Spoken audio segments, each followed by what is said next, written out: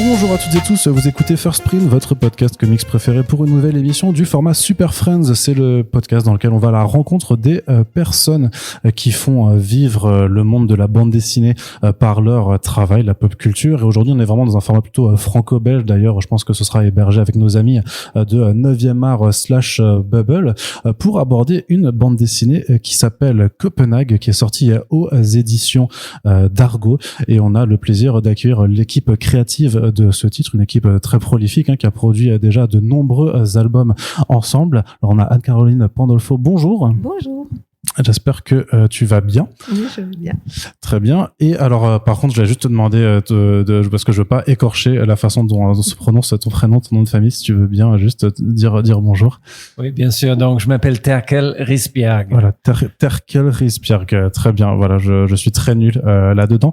Et alors, vu que c'est la première fois de toute façon qu'on discute ensemble, je suis un petit peu obligé de passer par les questions les plus basiques. Et j'espère que ça vous ennuiera pas, mais parce que ça fait quand même depuis je crois 20 ans maintenant en fait que vous travaillez ensemble, si je ne m'abuse. Est-ce que vous pouvez un petit peu juste m'expliquer? En tout cas, ça fait c'est vraiment pas le premier album que vous faites. Est-ce que vous pouvez on s'est rencontrés à Paris tous les deux il y a peut-être 20 ans. Et on travaille, moi je travaillais dans le dessin animé à Paris et Terkel faisait un stage, il était venu pour 3 mois et finalement il est jamais reparti. Voilà, il est resté avec moi. Et on a travaillé pendant 10 ans dans le dessin animé. Et après, on a eu envie de faire des projets plus intimes, qu'on contrôlait plus et qui, sans avoir à gérer de grosses équipes, quoi. Donc, en fait, c'est plutôt, tu disais tout à l'heure, franco-belge, c'est plutôt franco-danois, en fait, comme projet. Ouais. Européen, ça, c'est sûr. Ouais, et justement, qu'est-ce qui vous a un petit peu attiré, parce que tu viens de dire que vous étiez dans l'animation avant, qu'est-ce qui vous attirait dans la bande dessinée, peut-être aussi en tant qu'art, peut-être qu'est-ce que ça permet de faire que l'animation vous permettait pas? Alors j'imagine qu'effectivement, quand vous faites quelque chose juste à deux, c'est vachement plus simple à contrôler aussi, mais peut-être qu'aussi, juste d'un point de vue purement artistique ou de production, il y a des choses qui vous intéressent plus dans ce médium-là? C'est vraiment le rapport texte-image. Moi, j'ai fait des études de littérature d'abord en lettres modernes, j'ai fait les arts décoratifs après. Et donc, j'avais un petit peu ces deux casquettes, ou ces deux attraits en tout cas, pour le texte et pour l'art plastique. Et donc, la bande dessinée, c'est ça, c'est ce rapport-là. Et le fait de pouvoir travailler avec Terkel, qui est très, très doué en dessin de bande dessinée, ce qui n'était pas mon cas. Moi, je faisais du dessin d'illustration. Ça permet de travailler vraiment à raconter par l'image et à utiliser le texte dans l'image. Enfin, on a une espèce de fusion et de symbiose texte-image entre nous deux. Je crois que c'est ça la motivation. C'était quelque chose qui s'est manifesté très rapidement en fait. Si vous vous en rappelez dès votre première collaboration, c'est quelque chose aussi que vous avez peut-être appris en fait au cours des projets, au cours du temps à maîtriser? Moi, j'ai fait des études de cinéma en fait. Donc là, pareil, évidemment, on est dans le texte-image, sauf que c'est l'image qui bouge et il y a du son aussi. Donc en bande dessinée, on joue un peu sur autre chose. Donc avant de venir en France, il y a 20 ans, moi j'ai quand même publié quelques bandes dessinées au Danemark, donc plutôt un format underground, mais des longues histoires quand même. Enfin, j'ai un vrai éditeur, mais pas du franco-belge du tout pour le coup. Et j'avais laissé un peu ça de côté pendant mes études, et puis je suis venu en France où j'ai commencé à travailler dans le dessin animé. On s'est rencontrés, mais moi j'avais toujours cette envie de faire de la bande dessinée parce que dans ce domaine créatif là, la BD ça a toujours été, c'est un peu mon premier amour, ça le reste encore aujourd'hui. C'est quoi? T'en lisais beaucoup quand t'étais plus jeune? C'est quelque chose qui, par rapport au dessin en fait, qui te plaît? Qu'est-ce que ça apporte la bande dessinée en tant qu'art pour toi? Qu'est-ce que ça apporte au monde, aux gens en fait? Pourquoi c'est ton premier amour? Déjà, mon père, il était dessinateur. Donc, il faisait énormément de livres jeunesse. Je vivais pas avec lui, mais à chaque fois que je le voyais, il me donnait ses livres. Il était très productif. Il a fait de la bande dessinée aussi. Donc, j'ai eu cette fascination-là pour le dessin et plus tard pour l'art et pour le cinéma aussi. Enfin, l'art plastique et la littérature. Enfin, petit à petit, dans mon enfance, en tout cas, tout est pas venu en même temps. J'ai pas eu une grande découverte pour le fait de raconter des histoires ou faire des images. Je pense que j'ai d'abord été happé par le dessin Et ensuite peut-être le cinéma, probablement, le cinéma d'animation à l'époque, j'aimais beaucoup. Et puis la littérature, c'est venu un peu plus tard. La plastique, j'ai été un peu plus âgé avant d'aimer aller au musée. Quand j'étais enfant, ma mère, elle me payait pour aller au musée, ce qui paraît complètement absurde parce que elle était instite pour elle. Le A avec un grand A, c'est quelque chose de très important. Ça l'était pas du tout pour moi, mais elle voulait me cultiver, évidemment. Moi, j'étais réticent parce que à un certain âge, je préférais rester à la maison avec des Mickey, quoi. C'est comme ça au Danemark, en fait. On paye les enfants pour. Oui, et d'ailleurs, plus tard, quand j'étais étudiant à la fac de Copenhague, j'étudiais du cinéma là, on est payé aussi par nos mères, mais l'État paye les étudiants là-bas quand on est inscrit à la fac. Donc, bon, je fais pas ça, tout ça pour de l'argent, mais. Très bien. C'est ce que je disais un petit peu avant, c'est que c'est pas du tout votre première bande dessinée ensemble, parce qu'on parle donc d'une longue collaboration. Comment ce projet est né chez vous?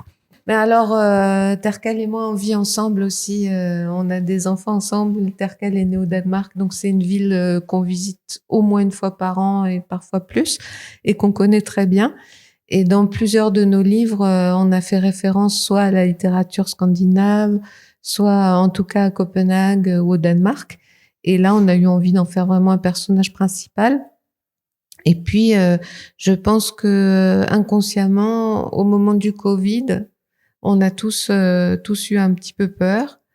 Il y avait le Covid, des attentats, enfin, c'était une période vraiment pas facile.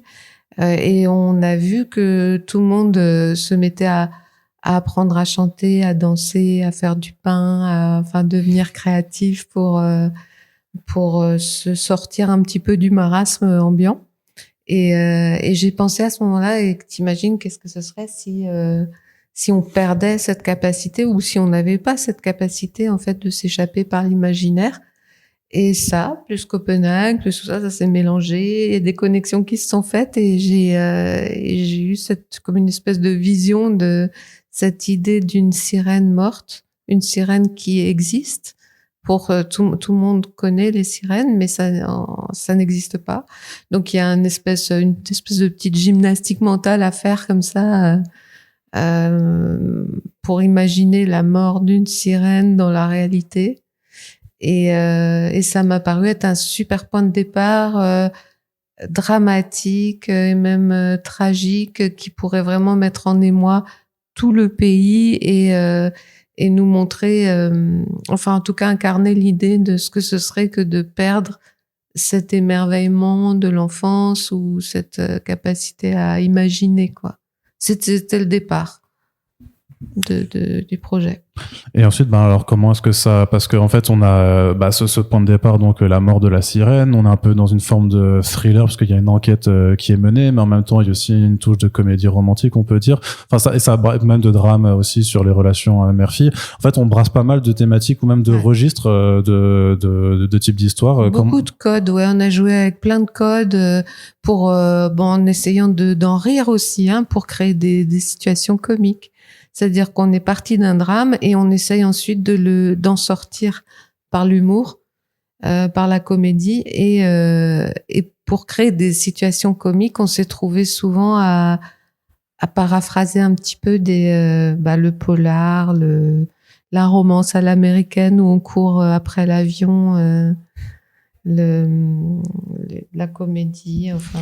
Justement, tout à l'heure, tu disais, on parlait du fait que ce livre est très européen. Je pense qu'il y a quelque chose à y chercher là aussi parce que on joue avec ces genres-là, mais on n'est pas dans les genres littéraires, par exemple, comme le thriller, le polar ou les genres cinématographiques, le western ou la BD avec des super-héros qui est des genres très précis et très codifié. Parce qu'on retrouve des petits codes, mais il n'y a pas un code en particulier Exactement. qui s'applique. Et c'est là où j'ai envie de dire c'est un livre très européen parce que justement on joue avec ça. On n'a pas envie de se laisser enfermer parce qu'on a eu une grande liberté de fabrication pendant qu'on le fait et aussi par rapport aux lectrices ou lecteurs, on a vraiment envie de faire de raconter presque ce que j'aurais envie moi de lire en fait.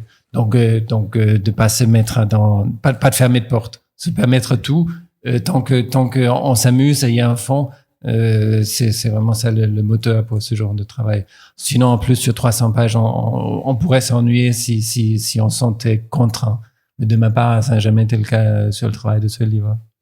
Et dans votre méthode de travail, justement, quand on fait un bouquin qui fait 300 pages, comment est-ce que vous travaillez en termes de mécanique? C'est-à-dire, est-ce que tout le script est d'abord couché, ou est-ce que, vu que vous avez l'habitude de bosser ensemble, vous y allez un peu chapitre après chapitre? Comment est-ce que ça s'organise? Non, ça dépend un petit peu des projets, hein, mais en gros, j'écris en amont le scénario, et Terkel et moi on se promène tous les matins, 1 heure et demie, et on discute du projet en fait. C'est un peu un rituel, et ça influe aussi sur mes pistes d'écriture. Et quand je suis suffisamment avancée, alors on commence à faire ensemble la recherche de personnages, et là on lance un storyboard et ensemble. Donc, où on construit toute la bande dessinée en brouillon, en fait. On fait un brouillon des 300 pages, et ça nous permet c'est vraiment notre outil de travail, ça nous permet d'échanger, on y va avec les ciseaux, on coupe, c'est un puzzle, et on essaye de contrôler le rythme. Par exemple, là, il y a beaucoup de scènes, ça court tout le temps, ils courent et se poursuivent, etc. Donc, de temps en temps, des choses sont dites et il faut qu'on donne le temps de les digérer. Donc, on met des scènes de respiration, des scènes plus lentes, plus graphiques, etc. Tout ça, c'est un travail qu'on fait en amont sur le storyboard. Et moi, je continue à écrire pendant qu'on fait le storyboard et que Terkel le finalise finalement. Et souvent, les personnages aussi arrivent de plus en plus, vivent de plus en plus et provoquent de nouvelles scènes. Et donc, après, il faut revenir en arrière pour que ce soit cohérent, etc. Et c'est seulement quand ça c'est fait et qu'on est satisfait tous les deux que Terkel va vraiment... Là, tu peux prendre Oui, faire des dessins un peu plus jolis, entre guillemets, parce que le chemin de fer qu'on fait d'abord, c'est fait avec des stylos bic, avec de l'encre. Enfin, c'est beaucoup plus brouillon, quoi. Et c'est ça l'idée, ça nous donne un outil, nous permet de comprendre l'histoire et tout contrôler. Et là, c'est un grand avantage pour nous d'avoir cette liberté, parce que si on était pré-publié, par exemple, dans les mensuels, comme ça se faisait beaucoup dans le temps, et encore aujourd'hui, on livre 7 ou 10 ou 12 pages tous les mois, sans avoir une visibilité suffisante pour savoir où on va. Alors que nous, au départ de ce projet, on ne savait pas que ça allait faire 250 ou 300 ou 350 pages. Donc, c'est vraiment l'histoire et les personnages qui nous ont ramenés là. Et pareil pour le format plus typique de bande dessinée sur 48 pages. Quand c'est le cas, on a des petites bandes comme ça et il faut qu'il y ait beaucoup de choses racontées sur chaque page parce que sur 48 pages, on peut pas aller au-delà. Alors que... Et comme dans Tintin, par exemple, chaque page termine avec un cliffhanger ou une blague. C'est systématique, ça marche très bien, mais c'est des histoires relativement courtes. Là, on peut vraiment se laisser aller, donc ça donne une liberté de temps, je pense, et de rythme et de contrôle en même temps. Comment est-ce que tu imagines les personnages quand justement quand vous avez votre idée de départ? Comment est-ce qu'on construit un personnage? C'est-à-dire comment un Anna en fait elle prend forme, comment un Tig il prend forme aussi? C'est juste des indications d'Anne-Caroline, ou tu laisses aussi juste tu brainstorm, ou tu dessines vraiment un peu de façon peut-être même très empirique en fait? C'est très variable en fait d'un livre à un autre, même d'un personnage à un autre, parce que souvent on dessine ensemble. Souvent je fais des propositions, il peut se passer des mois, il peut se passer, j'exagère, 5 minutes. Enfin des fois c'est bon tout de suite, des fois pas du tout. Souvent Anne-Caroline elle dessine aussi, souvent elle me donne ou même ensemble on parle des personnages, des personnes qu'on connaît ou des acteurs, etc. Donc ça c'est vraiment sur des histoires comme on a fait, il y a très souvent beaucoup de personnages secondaires, ils sont pas forcément des noms, mais il faut qu'ils soient reconnaissables tous à chaque fois qu'ils portent quelque chose de particulier, ce qu'on ramène avec la couleur, mais aussi avec le forme, le volume, la forme de la tête, etc. Donc sans aller dans ce qu'on appelle le gros nez ou des archétypes trop déjà vus. On a quand même envie que ce soit qui sait chacun sa personnalité. Donc c'est un long travail de faire de faire en sorte à ce que chacun se démarque visuellement de l'autre. Mais aussi comme il y a aussi le fait justement de faire déjà toute l'histoire sur 300 pages, de l'avoir dessinée une fois avant de redessiner pour de vrai. Ça fait aussi que les personnages peuvent mûrir en quelque sorte, enfin, peuvent changer, devenir autre chose et s'améliorer et surtout se préciser tout au long de ce travail. Et après, quand je recommence l'ancrage sur du beau papier avec des vrais outils nobles, etc.